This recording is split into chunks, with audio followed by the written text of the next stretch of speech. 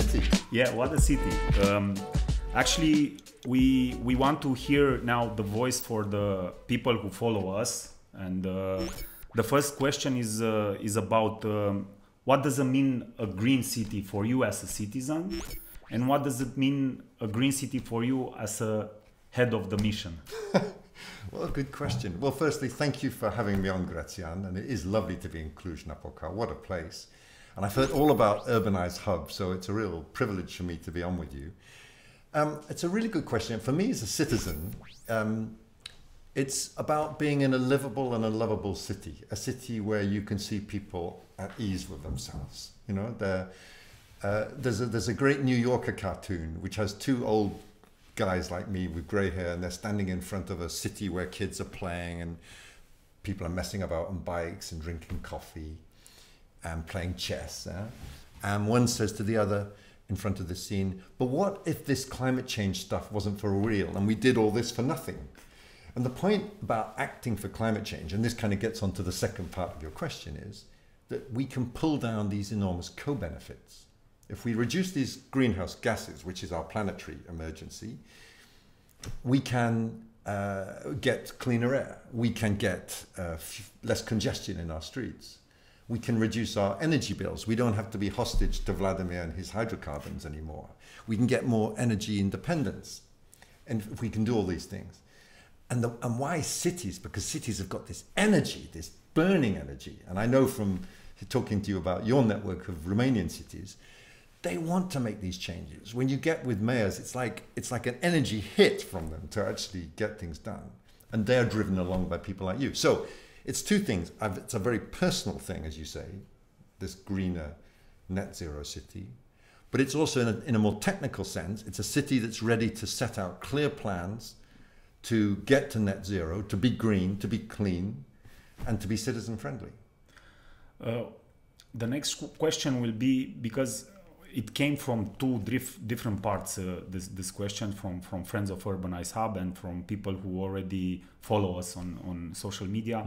They tell us something like, okay, the citizens are in the middle of policy and objectives of European Commission, but still we are feeling that the concrete measure from at the local level are somehow missing.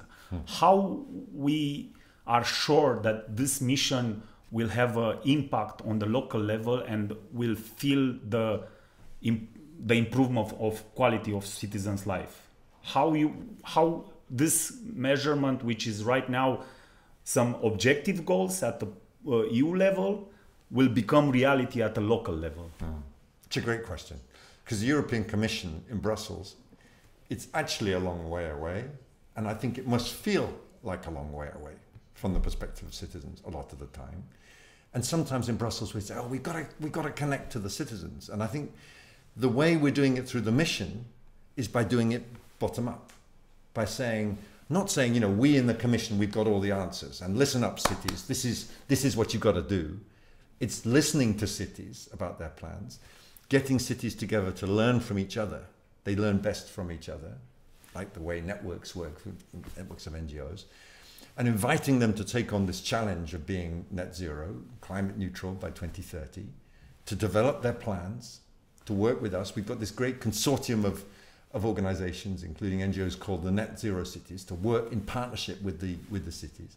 And we've got this great group of cities. We announced on the 28th of April, 100 climate neutral cities from every member state in the EU, all 27, including in Romania. We had 13 great bids from Romanian cities, and we could only take 3. So part of the thing, and I'm counting on you for this, Gracian, so no pressure, is to help build a strong Romanian network of citizens and cities that want to deliver climate zero. So again, that's how I think we can connect, by building these strong local and national networks, strong networks in cities to deliver on this. And so, great cities like Brasov and Timișoara, who also have got these ambitions. We want to work with them as well, and not just with the 3 cities we're taking in the mission. Do you have in mind what and how can following cities, the cities who are not part of the 100 mission, how they can be part of the mission? How can they follow the path of sustainability? Well, three ways, I think. Firstly, through the platform, Net Zero Cities, they are pledged to run this thing in a very open and transparent way, so that, you know, cities that want to keep going with their processes can learn and twin and join the seminars. Secondly, we run Horizon Europe in a very transparent way. Every city with the ambition to be climate neutral can join in the calls, whether they're in the mission or not. And thirdly, and this is one of the things I'm talking to with the Romanian authorities this afternoon, and there's real excitement, they're going to be developing, and we just heard it announced in the conference downstairs, a national mission to support all the cities that want to be part of this thing. And I hope they'll do it in lots of different ways, including maybe with some funding and capacity building support, and I'll be encouraging them to do that. That's what we're seeing in Greece, I'm seeing it in Portugal and Austria, and I'm sure that Romania's got the ambition to do the same thing. In this mission, we set out with two objectives, actually. Firstly, to have the 100 cities, like as a living lab of innovation. But the second is to enable all cities to get there by 2050. And I think when we had so many cities come forward, that second objective is almost more important, to make sure that we create the conditions for everyone to get involved and to do it. Is there any way to, let's say, force the public administration to implement this type of objectives? Because what we realize in Central and Eastern Europe, it's not only in Romania, is the lack of capacity of public administration. Of course, you have the top of the public administration which want to be part of the, but at least the program, it's till 2050, and the mission is to have in all the European cities this movement and this kind of approach. How you want to stimulate the public administration to do the real work, because they must lead, actually. They must work with the NGOs. They must work with the private sector. Do you have like a stimulate, I don't know, like somehow to... A stick. Yeah, like a stick with a carrot, you know? Well, yeah, I mean, they must lead, Grazian, and the encouraging thing is they want to lead, and they are leading. I mean, in places like Cluj, they're already at it. They're already doing it. So I would actually use that word, stimulate. It's a good word, rather than force. We don't have any power to force cities or citizens or governments to act. And we don't want to. I mean, this idea we have for climate city contracts, they're non-binding. The European Commission will not be suing Cluj if it doesn't meet its targets, or, you know, taking Cluj to court. I mean, that's crazy. The idea is to do what Cluj wants to do, to help Cluj and other cities do what they want to do. As you say, building the capacity of cities to do it. And you can do that in lots of ways. You can do it with, you know, I think my role is to help find as much funding as I can, but it's also about helping cities develop their own citizen networks to encourage it. The forcing, if you like, comes from the citizens who live in the cities. Citizens who say, I don't want these cars driving through my streets the whole time, making it dangerous for my kids to play. I don't want to be facing these terrible energy bills. I want to insulate my home so I don't have to pay so much. And that is the pressure, if you like, on the mayors. And they're feeling it and they're leading it, in my experience. That's why it's so exciting. So it's about citizens. It really comes down to that. And the stimulation, we can provide some stimulation, but I think most of it's coming from citizens and from groups like yours, which are really encouraging this energy. Thank you, Matthew. We are coming down also to budget and to funding opportunities, because it's important. They stimulate probably the local policies and the pilot projects in order to be implemented. I know that it's like from 2021 till 2023, it's like 360 million euro for the 100 cities. Is it right? Yeah. I'm glad we're talking about money, because we can talk about these beautiful things like green and climate neutral cities, but it's got to be paid for, right? I'll come to that, the Horizon Europe thing in a moment, but let's just step back. How much money does it cost a city to get there? And we've looked at a great study by Material Economics, which looked at an average city of a population of 100,000, so smaller than Cluj, and to get to climate neutrality or to be net zero, around 1 billion euros. Cluj has already got plans for 4 billion investments, I think, and so that fits. It's a ton of money, and that money doesn't exist in the European Union or in the national or the regional or the city budgets. That's why we need to bring in this outside financial money from companies that are really looking to do that. So against that backdrop, the 360 million you talked about in the Horizon Europe money is what's the word? It's seed funding, and the way we propose to use that for them is through Horizon Europe projects of interest to cities across the European Union. We propose to use it to fund the mission platform, which is this consortium, Net Zero Cities, who'll be advising the cities day to day, and also launching these pilot projects, which cities in the mission, and again, we hope these will be open Horizon Europe calls, to look at how they can develop. So not big sums of money flowing to individual cities through the Horizon Europe, but enabling them to develop the capacity to move forward and draw in these other sources of funding, like the Recovery and Resilience Fund, the structural funds, to get on the path towards net zero. We want to discuss more like concrete pilot projects. What type of pilot project can a city which is part of 100 mission or a follower city can develop? Like, can you give examples, concrete examples, like energy efficiency, more sustainable alternative transport? What type of projects can we show to the world and to the citizens in order to understand what does it mean 100 non-neutral carbon? Well, you just gave me the list right there, Grazian. Again, it's not about the Commission telling cities what kinds of projects they want. It's about us listening and the Net Zero Cities Consortium listening to them about what things they need. But exactly, I'm hearing those things. Really interesting things I hear are, how do we develop sustainable building materials over time so that we're not just renovating our buildings? That's a big priority. But in future, how can we renovate them using net zero carbon materials? How do we start thinking about these crazy scope 3 emissions? You know, if I use my mobile phone, I trigger a carbon charge outside the city. Or if I buy a steak from Argentina, it's got carbon embodied in it, right? How do we start to measure and eventually these are really exciting ideas, but it may be more simple things like, how do we make sustainable urban mobility networks?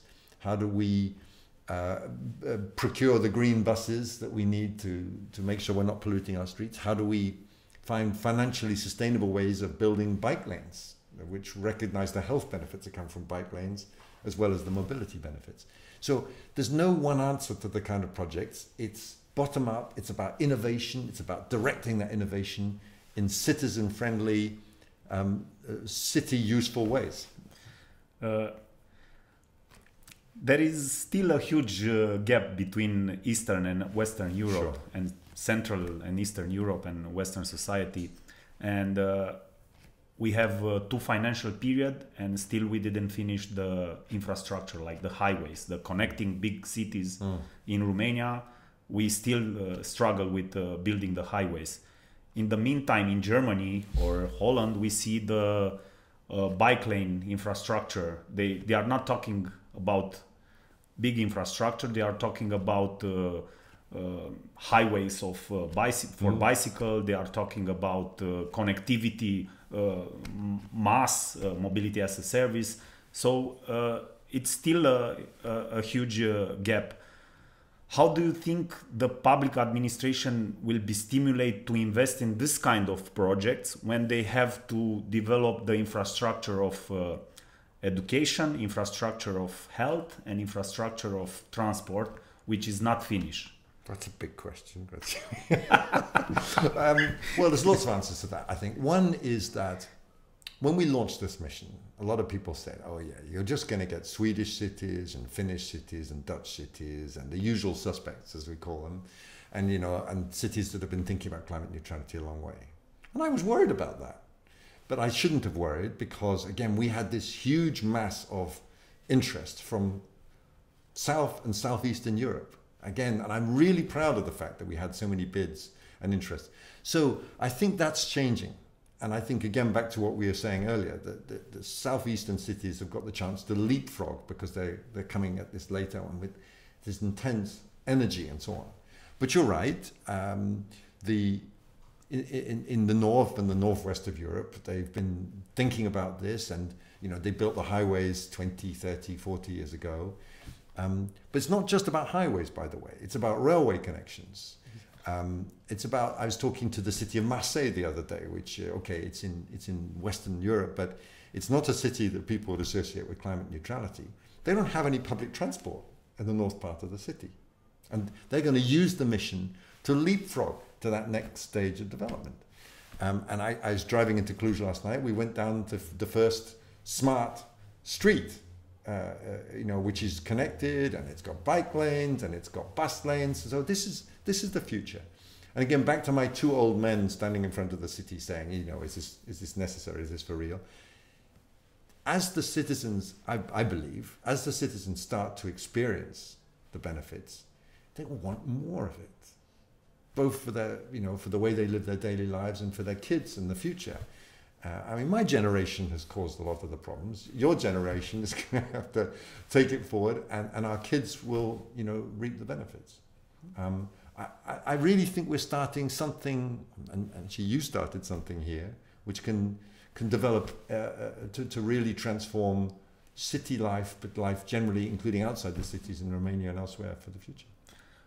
You mentioned earlier the private investment, which can change the cities. Can you be more specific regarding the investment in sustainability of private companies or multinational companies? Because someone told me earlier that, for example, CSR projects can be somehow fit into the mission. How and what type of investment, what type of companies you see contributing to the sustainable and to the cities and to the objective of the mission a long term? That's a really interesting question. What I'm hearing is that the companies are under intense shareholder pressure to show that they're serious about corporate social responsibility, CSR. They've tried to manage the problem with, so-called ESG investments. And I think it's not always worked in terms of reliable, certifiable, net zero projects. So they're out there looking for things. There's almost a sense of desperation. They know they've got to act. The insurance industry, for example, knows it's got to act. They already know what's happening in terms of the climate emergency, and there's real shareholder fiduciary concerns out there. So we must be conscious of that pressure, and we must tap into it. How can we tap into it with the mission? These climate city contracts I mentioned, when they're completed. So again, you have the action plan for climate neutrality, which needs to be very smart. The investment plan, with all the assistance of the consortium to develop a plan which is really robust and pulls in all the funding it can, but also identifies what needs to be financed. And then the contract, the commitment, the political commitment to the mayor. And with that, I hope that the Commission will then give an approval or a certification or a validation of this contract process. And then we have the Climate City Mission label. And that label is what I'm hearing from the investment community, from the investment funds, from the national and promotional banks, is what's needed to pull in that investment which is out there. You can be sure that Cluj is determined to do this because here's the plan, here's the investment plan, and here's the political commitment. So pulling that together, I don't know how fast Cluj can do this. It's probably going to take several months, maybe longer, to come with this rock solid plan. But that's how I think Cluj and other cities will be able to tap into this big international finance flows to develop its plan. And now it's coming the hard question, because Cluj is already formed like an ecosystem. They have already the collaborative ecosystem. We did a tour in Romania in 2020, and we've been to 20 cities in Romania. And what we see at the local level, that there is no collaborative ecosystem. And actually, you mean between the cities or in the cities? In the city, between the stakeholders. In Cluj, it's already somehow running. It's not perfect, but it's running. And this is the huge problem, not for Romania. It's the huge problem from Central and Eastern Europe, because they don't have this culture of collaboration, probably because of the 50 years of communism and securitatea, and what was the cultural implemented in the habits during the communist time. We are lacking of trust, and this is what I'm saying right now. It's not only for Romania. There is a lack of trust, a lack of collaboration, a lack of transparency. In order to fit and to have this ecosystem, which already is somehow running in Cluj, what can we do for other cities from Central and Eastern Europe? Great question. Well, I think when I'm talking to the authorities here in Cluj, they want to work in a very transparent way. And what they can be is one gigantic, great example. Firstly, as to how Cluj is working, as you put it, as an ecosystem. And, you know, to show the cities that haven't yet taken that plunge, that it's not like a really costly, dangerous, difficult thing to do, but a great thing to do for its citizens. So, wow, that's actually really an attractive thing to do. We can learn from that. Secondly, partnerships and networks between cities. I mean, just down the road in Alba Iulia, or, you know, between different cities. Again, back to the point I was making, the ambitions of Brașov and Timișoara and Alba Iulia, they're not going to stop their journeys to climate neutrality. And I hope Cluj will partner with them, show them what it's learning, showing what it's picking up from the mission platform. And I hope the mission platform, Net Zero Cities, will also work with these other cities. We're determined for that to happen. And then last but not least, I hope the national authorities will say, this isn't something which Cluj is doing in isolation. We're encouraging this. You're leading on the climate and the greening ambitions for the country here. I mean, we've got these big European pressures to do more. Thank you for leading these efforts. We support you.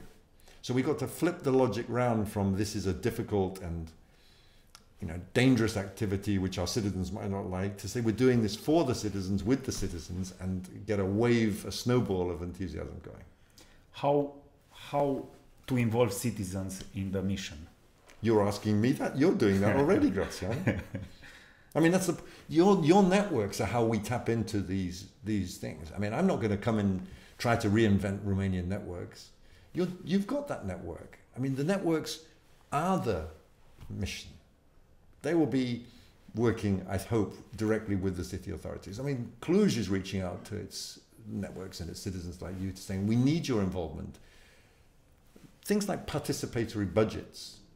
If the citizens at the end of the day, they feel, okay, somebody consulted us, but at the end, here comes the, you know, we need that engagement by citizens in their street, their neighborhood, what they're paying for city services.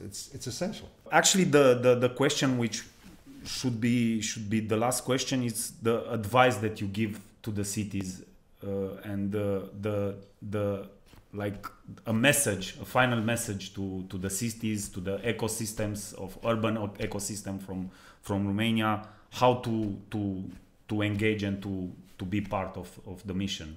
My advice is work together. Develop a network of cities that is determined to deliver this change.